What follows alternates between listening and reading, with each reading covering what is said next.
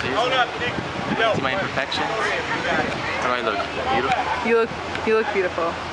Except Alex, she takes the shot. I gotta say. Okay, I gotta say. I'm Alexandra Colby from FIU. And I'm Javier Zapata from FIU.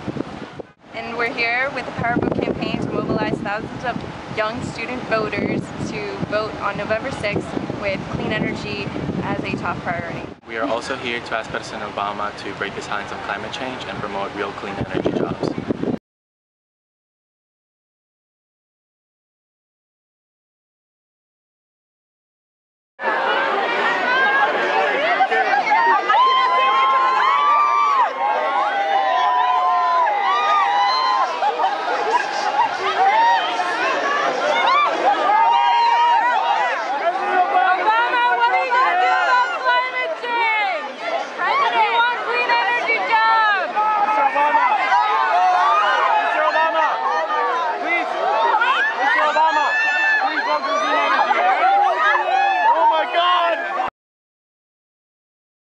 So did you get to see Obama today?